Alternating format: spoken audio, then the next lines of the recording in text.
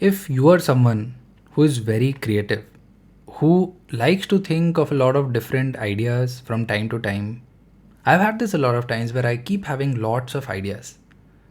I think then this video is for you because it's not useful to just keep ideas in your head. It's almost like a dream. You see a dream, everything makes sense in that dream. You know the whole pathway, and then you think you can remember that dream. But if you don't journal it or if you don't write it in some piece of paper so that you can remember it, most of it gets lost.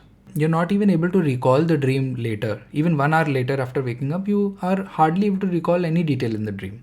Some of the dreams we are still able to remember, but most of them we forget. And in a similar way, ideas also we tend to forget. We are not able to retain it all. And if I just say very simply that, okay, you can journal it, that's also not the best way, because it's very important to organize them in the right way. One of the things which worked for me a few years earlier was Evernote.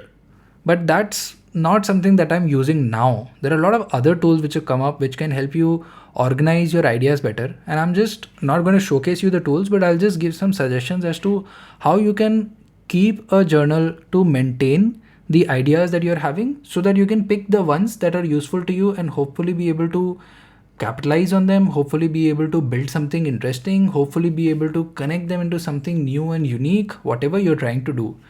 I just want to share my stories of what I do with these ideas in the hope that it can help you out. So the first thing I do, if I have too many ideas, if the number of ideas I'm having is say very deep, or you can say there can be 100, 200 pieces to it. Suppose I've thought of a unique product, then what aspects it'll have, what are the things that it will do, who it will connect with. So the best tool is Google Sheets. And what I do is I first try to break down into categories, and each category in the workbook, it becomes a separate sheet. And then I write down each and every aspect of it, which is useful, which is not useful. The things that I later feel are not useful, I mark them red.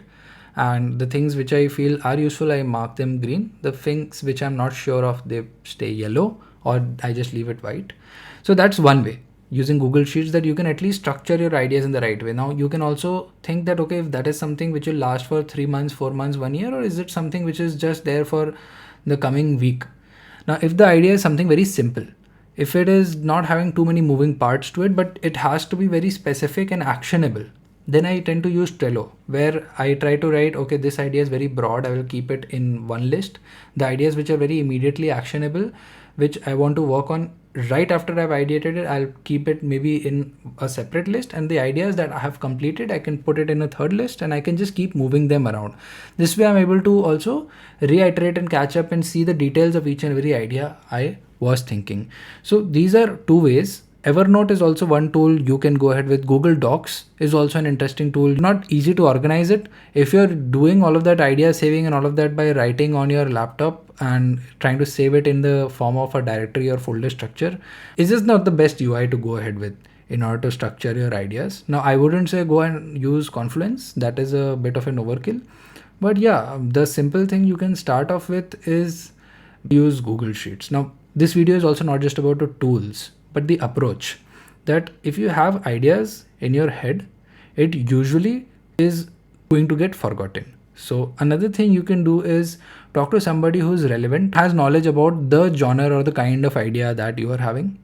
Bounce it off with someone, because in that, once you're explaining your idea, in that process also you will structure it a lot in your head. And once you get feedback on that idea, on the things that make sense and the things that don't make sense, that also will help you understand whether this approach or this idea that you were thinking of is something that does end up making something valuable or not. So I think these are also some of the aspects which you can try out if you're somebody who is too creative and has too many ideas. One, structure them in a journal, but don't write it on pen and paper all the time. You won't be able to maintain a notebook with all of those ideas. If it's an immediately actionable idea with just 3 or 4 parts to it, sometimes when I have to say some idea in a YouTube video, then instead of making a big script, what I do is, okay, I'll just write down 4 or 5 points on a piece of paper and just deliver it in the video. If I have to plan a whole set of videos, or if it has too many specific aspects to it, then I would go and plan it in Google Sheets. If it's usually an idea with more than 3 dimensions, I would go ahead and plan in Trello. So just giving some of the things which I also do and the approach that I use. And similarly, these are some of the things that you can also try. Another tool which you can use if you want to also structure your idea in the form of a timeline and date them, Notion is a great tool which you can also try out. I'll also add the links to each of these tools in the description below. So if you are somebody who is very creative, who wants to do something creative in the long run and wants to keep your ideas intact, then I hope this video helped you out. And I hope you also feel that there's somebody else in the same boat who likes to think of new and creative ideas. So hey there friend, you can probably connect with me using the comments, and I would like to hear whether this video helped you out too. See you in the next video.